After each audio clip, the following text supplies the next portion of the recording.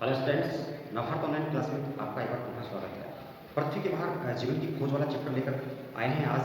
और इसमें हम अंतरिक्ष में भारत की क्या स्थिति है, यही टॉपिक अपना पिछली कक्षा से कंटिन्यू हम करते आ रहे हैं। तो आज बीच के जो छुट्टी में भाग हैं उनके बारे में आपको बता रहे हैं। देखिए, कृत्रिम उपग्रह ऐसे लाभ यहाँ से शुरुआत हम करते हैं। तो ये जो अपना टॉपिक है कृत्रिम उपग्रह से लाभ, इसके बारे में हम पहले पढ़ चुके हैं। आपको बता देते हैं वापस इसको कि कृत्रिम उपग्रह जो होते हैं वो पृथ्वी की कक्षा में चारों तरफ चक्कर लगाते रहते हैं और ये हमें मौसम की जानकारी करवाते हैं। इसके अतिरिक्त ये रेडियो, दूरदर्शन, टेलीफोन यानी संचार के जितने भी साधन होते हैं वो कृत्रिम उपग्रहों की वजह से ही आज चल पाते हैं। टेलीमेडिसिन यहाँ पे लिखा हुआ है, इसका अर्थ ये होता है कि किसी दूर स्थान पे कोई मरीज अगर है तो उसका इलाज किसी दूर स्थान पे बैठा डॉक्टर कर सकता है। तो ये टेलीमेडिसिन की जो प्रोसेस होती है वो भी कृत्रिम उपग्रहों से ही संचालित होती है। इसके अतिरिक्त दूर शिक्षा है, जिसमें फेस टू फेस होने की ज़रूरत नहीं होती है। इसमें ऑनलाइन शिक्षा भी दी जा सकती है। दूर बैठे व्यक्तियों को भी शिक्षा, स्टूडेंट्स को शिक्षा जो है वो इसमें दी जा सकती है। तो ये दूर शिक्षा कहलाती है। ऐसा भी किस वजह से संभव हो पाता है? कृत्रिम उपग्रहों की वजह से। और इंटरनेट संचार का साधन आ गया तो ये भी कृत्रिम उपग्रह का हिस्सा है। और आज के संचालन में इसका महत्व है, सैन्य महत्व है इसका। कल हमने आपको बताया था सैन्य महत्व का अर्थ क्या होता है। सैन्य महत्व का अर्थ होता है कि हमारी जो सीमाएं होती है उन पे चौकसी करने का कार्य कृत्रिम उपग्रह करते हैं। इसके अतिरिक्त सीमाओं पे जो कृत्रिम उपग्रह है दूसरे देशों के उनको नष्ट करने का कार्य भी इन उपग्रहों की वजह से किया जा सकता है। किसी भी देश की सीमाएं जो होती है उस पर लगातार दृष्टि बनाए रखने के लिए इनका महत्व होता है। इसीलिए इसका सैन्य महत्व भी है। कृषि में इसका उपयोग होता है। कृषि खड़ी फसल जो होती है उसका आकलन कृत्रिम उपग्रह के माध्यम से किया जा सकता है ताकि पता लगाया जा सके कि किसी भूभाग में कितनी फसल हो सकती है। और खनिज संसाधनों का पता इससे लगाया जा सकता है। खनिज संसाधन किसी जगह पे जो खनिज संसाधन की सूचना मिलती है हमें या जानकारी मिलती है तो उस स्थान पे खनिज संसाधन के भंडारण कितने हैं ये जानकारी हमें इनसे चलती है। और इसके अतिरिक्त कृत्रिम उपग्रह जो है वो निरंतर पृथ्वी बाह्य के वातावरण की सूचनाएं हम तक भेजते रहते हैं। तो ये कृत्रिम उपग्रहों से लाभ हो गए। इसके बाद में यहाँ हम देखते हैं शक्तिशाली रॉकेट PSLV। SLV का मतलब होता है सैटेलाइट लॉन्च व्हीकल, यानी उपग्रह प्रक्षेपक वाहन। जिस यानी एक तरह से रॉकेट लिए और रॉकेट के अंदर डाल के और अंतरिक्ष यान को या फिर कृत्रिम उपग्रह को भेजा जाता है अंतरिक्ष में। तो यहाँ पर P से दो जुड़ गया है। इसका मतलब होता है पोलर सैटेलाइट लॉन्च व्हीकल। इसका मतलब होता है ध्रुवीय उपग्रह प्रक्षेपक वाहन। और भारत ने PSLV का विकास किया है जिसकी वजह से ये अपने आप में बहुत बड़ी उपलब्धि है भारत के लिए। जहाँ पहले भारत दूसरे देशों से रॉकेट लेके अपने अंतरिक्ष यानों को उड़ाया करता था और कृत्रिम उपग्रहों को भेजा करता था अंतरिक्ष में। तो अब भारत अपनी रॉकेट की क्षमता को डेवलप करने में सक्षम रहा है, जिसकी वजह से और न केवल भारत अपने रॉकेट अंतरिक्ष यानों को उपग्रहों को इससे उड़ाता है बल्कि विदेशी जो उपग्रह है वो भी ये विश्वसनीय होने की वजह से और सस्ता होने की वजह से विदेशी जो कृत्रिम उपग्रह है या फिर अंतरिक्ष यान है वो भी हमारे रॉकेटों की सहायता से अब अंतरिक्ष में भेजे जाने लगे हैं। तो PSLV रॉकेट जो है वो अंतरिक्ष यान को ध्रुवों की परिक्रमा करने की स्थिति में पहुंचाता है। PSLV का जो कार्य है वो क्या है, ये अंतरिक्ष यान को या कृत्रिम उपग्रहों को ध्रुवों की परिक्रमा करने की स्थिति में पहुंचाता है। उत्तरी ध्रुव और दक्षिण ध्रुव है दो पृथ्वी के, तो उनकी परिक्रमा करने की कंडीशन में ये पहुंचाता है। और PSLV की विश्वसनीयता एक तो अधिक है और ये सस्ता है, जिसकी वजह से भारत के साथ साथ अन्य देशों में भी इनकी बहुत अधिक डिमांड है। और जून 2016 में भारत ने एक साथ 20 उपग्रह अंतरिक्ष में छोड़े थे। कितने उपग्रह अंतरिक्ष में छोड़े थे? एक साथ 20, जिनमें से 17 उपग्रह विदेशी थे। 3 उपग्रह जो है वो हमारे भारतीय थे। और भारत ने अपना भूतुल्यकालिक उपग्रह प्रक्षेपण वाहन विकसित किया। भूतुल्यकालिक उपग्रह प्रक्षेपण वाहन का अर्थ क्या होता है? जैसे पृथ्वी की जो गति होती है परिक्रमण गति, उतनी ही परिक्रमण गति अगर इसकी हो, कृत्रिम उपग्रह की हो, तो ऐसे उपग्रह को क्या कहेंगे? भूतुल्यकालिक उपग्रह कहेंगे। और भूतुल्यकालिक उपग्रहों को जिस रॉकेट की मदद से अंतरिक्ष में भेजा जाता है तो उस वाहन को हम क्या कहेंगे, भूतुल्यकालीन उपग्रह प्रक्षेपण वाहन। तो भारत ने अपना भूतुल्यकालीन उपग्रह प्रक्षेपण वाहन विकसित किया, जिनसे भूतुल्यकालीन उपग्रहों को अंतरिक्ष में प्रक्षेपित किया। और शक्तिशाली रॉकेटों के बल पर भारत ने 2008 में चंद्रयान फर्स्ट, आपने पढ़ रखा है चंद्रयान फर्स्ट के बारे में, तो 2008 में भारत ने चंद्रयान फर्स्ट लॉन्च किया था। इसके बाद में चंद्रयान द्वितीय को भी भारत लॉन्च कर चुका है। ये आपको पता होगा कि चंद्रयान द्वितीय जो है वो उतना सक्सेसफुल नहीं रहा, परंतु चंद्रयान फर्स्ट जो है वो सक्सेस था। और ऐसा किस वजह से संभव कर सका भारत, शक्तिशाली रॉकेटों के जरिए। शक्तिशाली रॉकेट जो है वो हमारे देश में ही निर्मित किए गए थे। तो शक्तिशाली रॉकेटों के जरिए भारत ने 2008 में चंद्रयान फर्स्ट अंतरिक्ष यान को सफलतापूर्वक चांद पर उतारा था और चंद्रमा के जल की खोज भी की थी।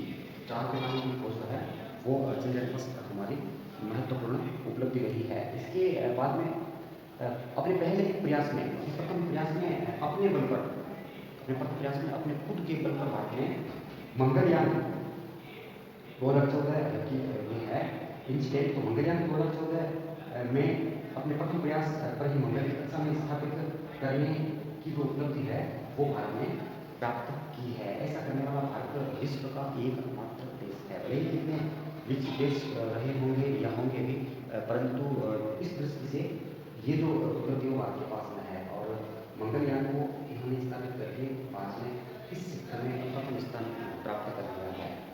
मंगलयान 2014 का सर्वश्रेष्ठ आविष्कार घोषित किया गया था और भारत का चंद्रयान द्वितीय या चंद्रयान सेकंड मिशन जो है पूर्ण रूप से सफल नहीं हो सका। चंद्रयान में एक गाड़ी उतारने की योजना थी, परंतु वो जो लैंडिंग थी वो सॉफ्ट लैंडिंग हो नहीं पाई और उसका जो दरवाज़ा था वो खुल नहीं पाया, जिसकी वजह से अंदर जो स्ट्रक्चर थी, जो गाड़ी थी वो बाहर आ नहीं पाई और इसीलिए हमें जितना सोच रखा था उतना हमें इसका बेनिफिट मिल नहीं सका। लेकिन इसी उम्मीद के साथ वापस हम पढ़ेंगे चंद्रयान थर्ड जो अपना जरूर सक्सेस होगा। लेकिन ये पूरी तरह से विफल हो गया, ऐसा भी नहीं है। इसमें कुछ जो 3 स्ट्रक्चर भेजी गई थी, जिसमें एक स्ट्रक्चर चंद्रमा की लगातार परिक्रमा करके हमें बहुत सारी सूचनाएं जो है चंद्रमा के बारे में उपलब्ध करवाई है। सूर्य के अध्ययन के लिए भारत आदित्ययान अंतरिक्ष यान को भेजने की योजना बना रहा है। तो ये था अपना अंतरिक्ष में भारत क्या कर रहा है। अंतरिक्ष में भारत जो है वो इतनी सारी कोशिश कर चुका है और भी लगातार प्रयास कर रहा है ताकि अपने देश को और विश्व समुदाय को अंतरिक्ष के बेनिफिट जो है वो समझा सके और पृथ्वी के बाहर जीवन की खोज भी कर सके। इसके बाद अंतरिक्ष में निजी प्रयास, ऐसा नहीं कि देशों के विभिन्न देशों की जो सरकार है वही इसके लिए प्रयासरत है। कुछ निजी संगठन भी है जो इस क्षेत्र में कार्य करना चाहते हैं। तो निजी कंपनी का उद्देश्य क्या होता है, अंतरिक्ष में एक तो पर्यटन को बढ़ावा देना, पहला इसका कार्य क्या है, पर्यटन को बढ़ावा देना और इसके साथ में व्यापार करना भी इसका उद्देश्य है। ये इसके 2 टारगेट होते हैं अंतरिक्ष में निजी कंपनियों के। गूगल ये एक कंपनी है और इन्होंने अंतरिक्ष में पर्यटन और व्यापार को बढ़ाने के लिए निजी जो कंपनियां हैं वो अपने कोशिश में लगी हुई है। तो इनको प्रोत्साहन देने के लिए गूगल ने लूनर एक्स की घोषणा की है, जिस वजह से निजी सेक्टर को प्रोत्साहन मिले। निजी सेक्टर जो है वो अपना प्रयास लगातार कर ही रहा है, लेकिन ये प्रयास में कुछ मोटिव्स को मिल सके, कुछ प्रोत्साहन मिल सके, इसीलिए गूगल जो कंपनी है उसने लूनर एक्स पुरस्कार की घोषणा की है। टीम इंडस नाम की एक निजी कंपनी है, 2017 में चंद्रमा पर रोबोट उतारने का इनका मिशन था। लेकिन ये जो मिशन है वो आर्थिक वजहों के कारण पूरे हो पाने में थोड़ी सी दिक्कत आ रही है। मून एक्सप्रेस नाम की अन्य निजी कंपनी है, ये पृथ्वी से चांद पर पहुंचाने वाली सेवा प्रारंभ करने के लिए इन्होंने नासा से अनुमति ले ली है। यहाँ के व्यक्तियों को चांद पे पहुंचाने की जो सेवा है वो प्रारंभ करना चाहती है ये कंपनी और इसके लिए इन्होंने नासा से अनुमति भी ले ली है। चंद्रमा पर ईंधन पंप स्थापित करना भी एक उद्देश्य है ताकि गहरे इसकी यात्रा संभव हो सके। एक बार वहाँ पे पंप लग जाए तो वहाँ से फ्यूल भरवा के आगे की यात्रा की जा सके। इसके लिए निरंतर प्रयास किए जा रहे हैं। और अब जो नेक्स्ट अपना टॉपिक हम लेने वाले हैं वो है अंतर्राष्ट्रीय अंतरिक्ष स्टेशन। तो ये अंतर्राष्ट्रीय अंतरिक्ष स्टेशन जो है वो कौन से देशों की रचना है और इनसे क्या बेनिफिट है। यहाँ पे रहने वाले जो अंतरिक्ष यात्री है उनको क्या दिक्कतें होती हैं और किस तरह से वो रिसर्च कार्य में लगे हुए हैं, ये हम आगे वाले टॉपिक में जानेंगे। नेक्स्ट टॉपिक अपना अंतर्राष्ट्रीय अंतरिक्ष स्टेशन था।